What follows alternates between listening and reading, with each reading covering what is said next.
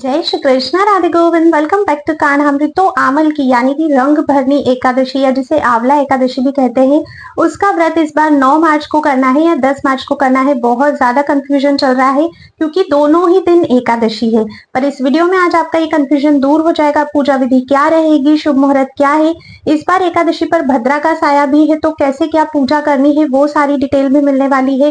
राहु काल का समय क्या रहेगा, कैसे एकादशी व्रत करना है, ये वाली एकादशी दूसरी एकादशी से विशेष क्यों है, आंवले की पूजा कैसे करनी है और बहुत सारी जानकारी आपको मिलने वाली है। तो अगर अभी तक चैनल को सब्सक्राइब नहीं किया है तो सब्सक्राइब करके बेल आइकन प्रेस कर दीजिए ताकि आने वाले सभी न्यू वीडियोस के नोटिफिकेशंस मिलते रहें। चलिए वीडियो को शुरू करते हैं। महत्व की बात करते हैं। देखिए, ये जो एकादशी है इसे आमल की एकादशी कहा जाता है। इस दिन आंवले का बहुत अधिक महत्व होता है। आंवले का दान करना चाहिए, हो सके तो आंवले का वृक्ष लगाना चाहिए, आंवले की पूजा करनी चाहिए, भगवान को आंवले का भोग समर्पित करनी चाहिए। रंग भरनी एकादशी भी इसे कहा जाता है क्योंकि इस दिन ठाकुर जी जो है वो स्वयं अपने भक्तों के साथ होली खेलते हैं। वैसे तो फुलेरा दूध से ही ठाकुर जी की होली स्टार्ट हो जाती है, पर रंग भरनी एकादशी को भी हमें ठाकुर जी को गुलाल अर्पित करना चाहिए, उनके साथ होली खेलनी चाहिए। तो इस तरह से आपको सेलिब्रेट करना है। पूजा किस प्रकार से करनी है, इस दिन भगवान श्री हरि विष्णु की और आंवले के वृक्ष की पूजा की जाती है। वो कैसे करनी है पहले उसे समझते हैं। देखिए, अगर आपके पास घर में आंवले का वृक्ष है तो सर्वोत्तम है। अगर घर में नहीं है तो फिर आप लोग मंदिर जा सकते हैं जिसमें मंदिर में आंवले का वृक्ष होता है। इस दिन आपको आंवले की पूजा करनी है। सबसे पहले आंवले में आपको जल अर्पित करना है। जल में आप थोड़े से सफेद तिल और हल्दी मिश्रित कर सकते हैं। एकादशी वाले दिन चावल का प्रयोग नहीं किया जाता है, इसलिए पूजा में आप लोगों को सफेद तिल का ही प्रयोग करना है। उसके बाद आप लोग फूल अर्पित कीजिए, भोग में आंवला अर्पित कीजिए, है ना, धूप दीप से आरती कीजिए। उसके बाद परिक्रमा करनी है। रंग भरनी एकादशी पर परिक्रमा का बहुत बहुत अधिक महत्व होता है। इस दिन आप तुलसी देवी की परिक्रमा कीजिए, आंवले के वृक्ष की परिक्रमा कीजिए, ठाकुर जी की परिक्रमा कीजिए। किसी भी मंदिर में जा रहे हैं तो वहां परिक्रमा कीजिए, उसका बहुत अधिक फल प्राप्त होता है। शास्त्रों में कहा गया है कि जो भी व्यक्ति आंवला एकादशी का व्रत रखते हैं उनको 1 सहस्त्र गौ दान करने जितने फल की प्राप्ति होती है। तो कोशिश करिएगा कि अगर आप एकादशी व्रत नहीं भी करते हो तो इस एकादशी का व्रत अवश्य ही कर सको। इसके बाद आंवले की परिक्रमा आपको कितनी करनी है, तो ज्यादा से ज्यादा 108 आप कर सकते हो। कम से कम जितनी आपकी सामर्थ्य है उतनी परिक्रमा आपको करनी है। ठाकुर जी को भी इस दिन आपको आंवले का भोग समर्पित करना चाहिए। ठीक है। इसके बाद देखिए, एक वृंदावन में भी ना इस दिन बहुत धूम होती है रंग भरनी एकादशी पर। उस दिन वृंदावन के जितने भी मंदिर हैं, ठाकुर जी सभी भक्तों के साथ होली खेलते हैं। तो अगर आपको ये शुभ अवसर मिलता है तो आप भी वृंदावन अवश्य ही जाइएगा। अगर नहीं भी जा पा रहे तो घर में जो भी विग्रह सेवा है उनके साथ आप होली खेलिए। इस दिन कोशिश करिए कि पंचामृत से आप भगवान का अभिषेक कर सको, क्योंकि जो भी मेन तिथियां होती है, जो भी पुण्य तिथियां होती है, जिस दिन कुछ स्पेशल होता है उस दिन हमें कोशिश करके भगवान का पंचामृत से अभिषेक अवश्य ही करना चाहिए। पोशाक आप सफेद या पीले रंग की ठाकुर जी को धारण करवाइएगा, दोनों में से जो भी आपके पास अवेलेबल होता है। भोग में किसी भी फॉर्म में आंवला लगाइए, या तो आंवले की मिठाई होगी, बर्फी होगी, मुरब्बा, कैंडीज, या फिर जो आंवले का फल है आप उसको भी भोग में लगा सकते हो। अच्छा, अभी एक क्वेश्चन आता है कि हमारे पास आंवले का वृक्ष नहीं है, मंदिर भी नहीं जा सकते, तो पूजा कैसे करें। तो इस पर मैं एक सेपरेट वीडियो बनाऊंगी, वो आप देख लीजिएगा कि अगर आंवले का वृक्ष आपके पास नहीं है तो फिर आपको आंवले की 11 पे जो पूजा है वो किस प्रकार से करनी है। एकादशी का व्रत हमें किस प्रकार से करना चाहिए, तो देखिए, निर्जल व्रत आपको करना चाहिए। निर्जल नहीं कर सकते हो तो फिर आप जल पीकर व्रत कीजिएगा। जल पर भी नहीं कर सकते हो तो फिर आप सफल व्रत कर सकते हो, जिसमें आप दूध का सेवन कर सकते हो और जो भी मौसमी फल आ रहे हैं, जैसे पेड़ से हम लोग डायरेक्ट तोड़ते हैं, उसी फॉर्म में फलों का आपको सेवन करना चाहिए। ठीक है, जिसे कहते हैं कि फलाहार पे कर। देखो, फलाहार का मतलब ये नहीं होता है कि आप दूसरी चीजें खाएं, जैसे कुट्टू का आटा वगैरह जो यूज होता है। फलाहार का मतलब होता है फलों का सेवन करना। अगर ये भी आपसे नहीं होता है तो फिर अंतिम जो है वो है एकादशी प्रसाद पे करना। ठीक है, एकादशी प्रसाद में क्या क्या खा सकते हो, राजगिरी का आटा, सिंघाड़े का आटा, कुट्टू का आटा, मूंगफली, आलू और भी कई सारी ऐसी चीजें हैं जिनका सेवन आप कर सकते हो। इस पर मैंने एक सेपरेट वीडियो बनाया है, लिंक आपको डिस्क्रिप्शन बॉक्स में मिल जाएगा, वहां से आप जरूर चेकआउट करना। ठीक है, तो ये 4-5 तरीके होते हैं जिस तरह से आप लोगों को एकादशी का व्रत करना चाहिए। सबसे सर्वोत्तम होता है अगर आप लोग निर्जल व्रत करते हो तो। बाकी फिर जैसे भी हमारे शरीर की सामर्थ्य, एकादशी व्रत में कुछ नियम भी हमें पालन करने होते हैं। जब हम नियमों का पालन करके व्रत करते हैं तब हमें उस व्रत के संपूर्णतः फल की प्राप्ति होती है। नियम क्या होते हैं?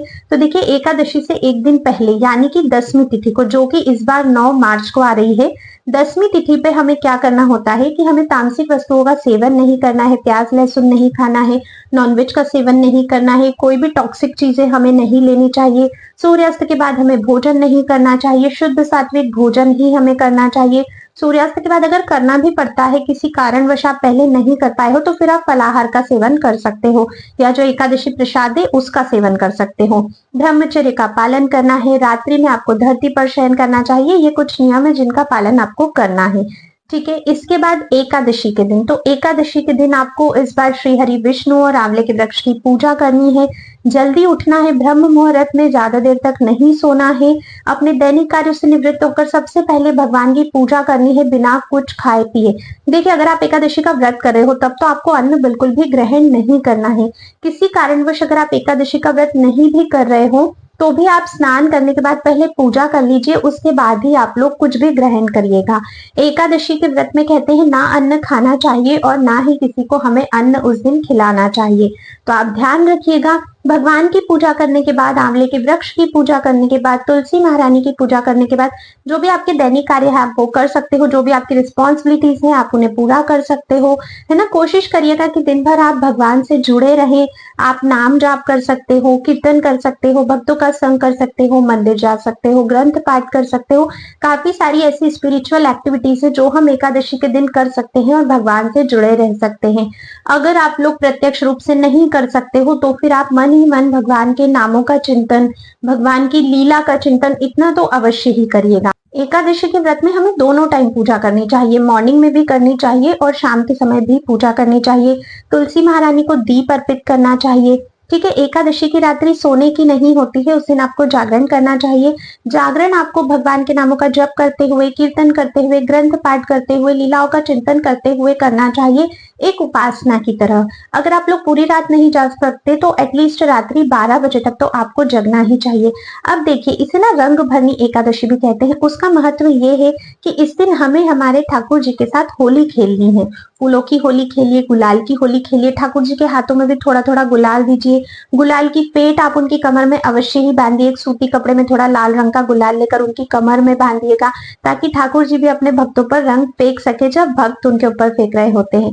ठीक है, ये ब्रिज की, मतलब आप बात करोगे कि ब्रिज में कैसे मनाई जाती है रंग भरनी एकादशी, तो ये ब्रिज की पद्धति मैं आपको बता रही हूँ। इस दिन परिक्रमा का बहुत अधिक महत्व होता है।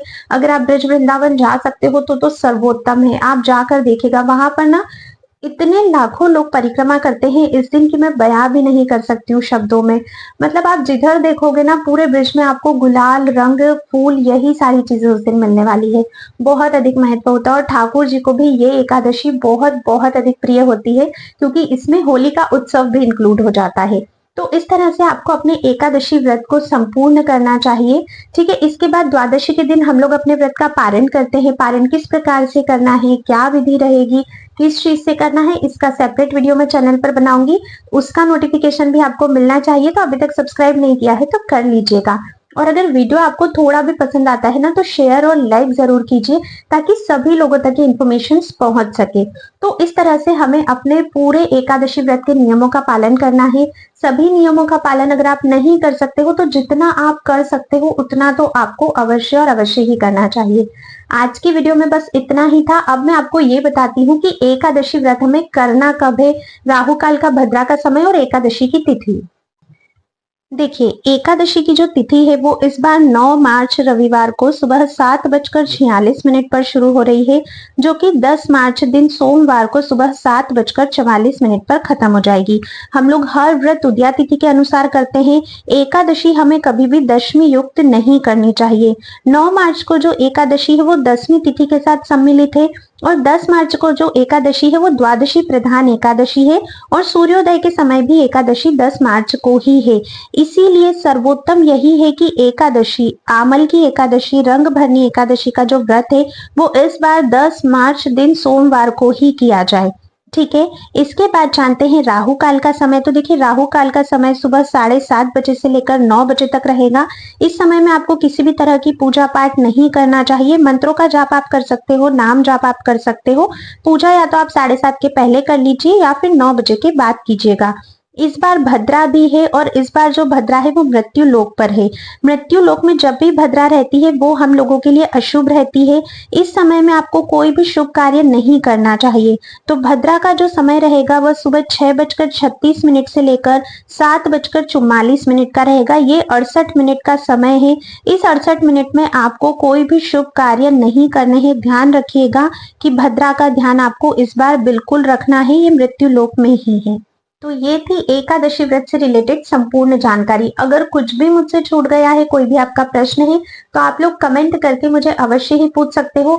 एकादशी व्रत से रिलेटेड जितने भी वीडियोस ऑलरेडी चैनल पर है उन सभी का लिंक मैं डिस्क्रिप्शन बॉक्स में दे दूंगी। आप एक बार उन्हें भी चेकआउट जरूर कीजिएगा। हर एकादशी पर एकादशी की कथा हमें अवश्य ही श्रवण करनी चाहिए। हर एकादशी की कथा भी आपको चैनल पर मिल जाएगी। तो एकादशी वाले दिन आप पूरे दिन में जब भी समय मिलता है कथा श्रवण अवश्य ही कीजिएगा। अब हम मिलते हैं नेक्स्ट वीडियो में। तब तक के लिए राधे राधे।